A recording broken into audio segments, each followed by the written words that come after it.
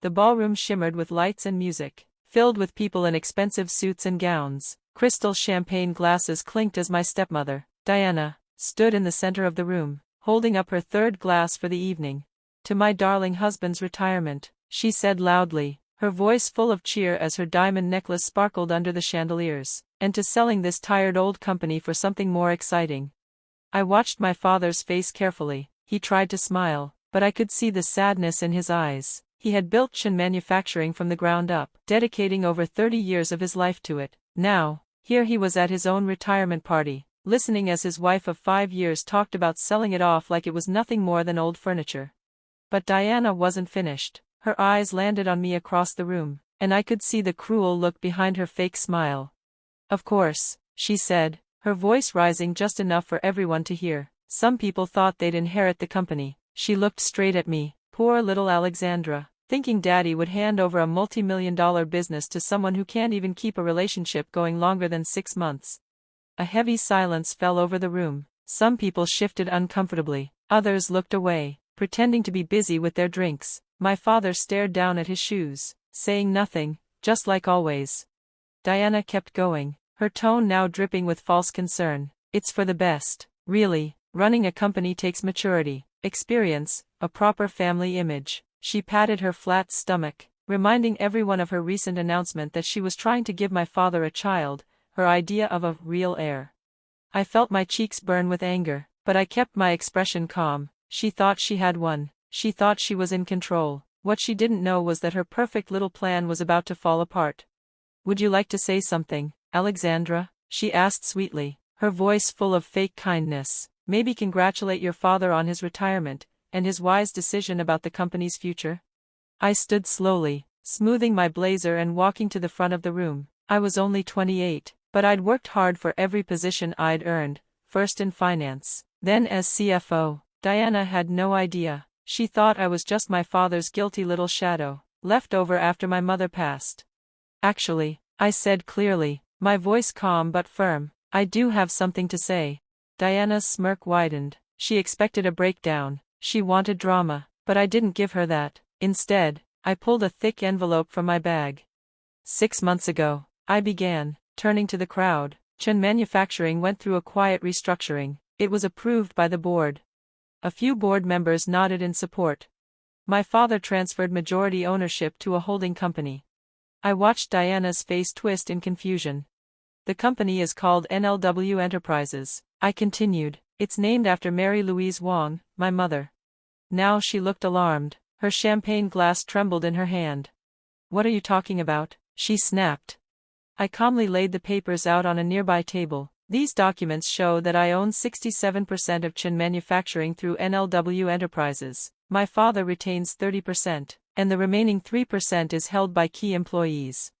The room exploded in shocked whispers. Diana lunged for the papers, clawing at them with her manicured hands like she could rip the truth apart.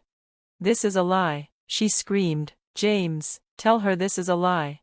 My father looked up at her and, for the first time in years, I saw a real smile on his face. "It's all true, Diana," he said softly. "Alexandra has earned every bit of it. She's been running this company behind the scenes while I stepped back." "But, we had plans," she cried, her voice shrill now. "The Hamptons house, the yacht club." I pulled out another document, and those plans were funded by some very questionable company expenses, like the consulting fees paid to your brother's fake firm, and those spa retreats labeled as business trips. She went pale. "You wouldn't dare." "I already have. The board approved an audit last week, and the police are very interested in your creative accounting." Diana turned to my father, desperate. "James, you can't let her do this." He stood taller than I'd seen in years. "Mary, Alexandra's mother, helped me build this company from nothing. I promised her it would stay in the family. Alexandra has kept that promise. You didn't." Suddenly, Diana's purse fell open and spilled across the floor. Among the contents was a small USB drive I instantly recognized, one that had gone missing from my father's office months ago. It contained sensitive company designs. "Planning to sell our secrets?" I asked, picking it up. "That would explain all those private lunches with our competitors." Diana's face twisted with rage. She raised her hand like she might hit me. But before she could, My father stepped between us and caught her wrist. Security will escort you out, I said calmly. Your belongings will be mailed, after we make sure you're not taking anything else that belongs to Chin Manufacturing. As security approached, I gave her one final smile. And don't worry about the prenup, it includes a very clear clause about corporate espionage. Diana screamed as she was dragged out of the room, her perfect world crashing down around her. And I stood quietly, holding my mother's necklace and breathing in the moment she would have been proud to see. The morning after my father's retirement party, I got to the office earlier than usual. The sky was still dark, and the building felt quiet and still, like the calm before a storm. I wasn't surprised to find my dad already in his office, packing up old photos and awards. Couldn't sleep either? I asked softly, walking in. He gave a tired smile and held up a picture of him and my mom taken during the grand opening of Chin Manufacturing, decades ago. Been thinking about your mother, he said, his voice low. She always said you had her instincts. That girl's going to outshine us both one day, she used to say. I smiled, but before I could say anything, my phone buzzed. It was Marcus, our head of IT security. Miss Chen, he said urgently, you need to come down. There's been multiple attempts to break into the servers, and you need to see what's just been leaked. Minutes later, I stood in front of my screen, heart pounding. Diana, my stepmother, had released a flood of private company emails to our competitors, carefully chosen ones, too, to make it look like we were the ones doing something shady. She's trying to make it seem like we're committing espionage, I said, stunned. That's not all, Marcus said grimly. She also leaked documents suggesting that your takeover of the company was illegal. The press is running wild with it. Just then, my phone lit up with headlines. Tech heiress accused of hostile takeover. CEO's stepmother claims fraud. Sparks industry scandal. Chen family legacy in jeopardy. Dad looked devastated. Alex, I'm so sorry. If I hadn't married her. No, Dad, I said firmly. You couldn't have known, but I know who to call. I turned to my assistant, Janet, get me my cousin Victoria on the line, and call an emergency board meeting. My dad blinked. Victoria, the federal prosecutor?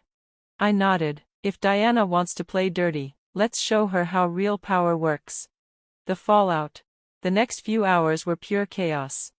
Diana appeared on a morning news show, crocodile tears streaming down her face. I'm just trying to protect my husband's legacy, she sobbed. Alexandra took over the company behind his back, and now there are whispers of corporate espionage. She was good, almost believable, almost. But what she didn't realize was that she'd left a digital trail behind her, every document she leaked, every file she touched, all traced back to her brother's computer. Marcus grinned. We've got her, every access point, every stolen file. And we found something else, emails between her and one of our biggest competitors. They've been in contact since before she even married your father. I felt like the air had been knocked out of me. She targeted him. This wasn't love. This was a business plan. Dad sat quietly, shaking his head. I never saw it. I thought she actually cared. Right then, Victoria called back. I gave her the whole story. She was quiet for a moment, then said, we've been watching her brother for months. Fraud. Money laundering, tax evasion, but we couldn't pin anything down. What you have might be the key. Use it, I said, take them down. The reckoning. The very next day, just as Diana was about to do another live interview, federal agents raided her brother's office. By nightfall, both Diana and her brother were in custody. The news headlines told the world everything. CEO's wife arrested in corporate espionage plot, family betrayal, stepdaughter saves company from internal sabotage, Chen Manufacturing scandal ends in federal indictments. But the investigation uncovered more than we expected. Diana had a long history of targeting wealthy businessmen, marrying them, draining their companies, and moving on. There were 7 other victims across the country. You and your father were supposed to be number 8, Victoria told me. Before Diana was transferred, I visited her in custody. Her designer clothes were gone, replaced by a jail jumpsuit. Her hair was messy, her eyes full of rage. How did you know? She spat. How did you figure it out? I pulled a photo from my pocket. It was my mom, standing in front of the Chen building, proud and strong. Because my mother built this company, she taught me how to spot people like you. She trained me to protect our legacy. I leaned in closer. You were playing checkers. I was playing chess. 3 months later.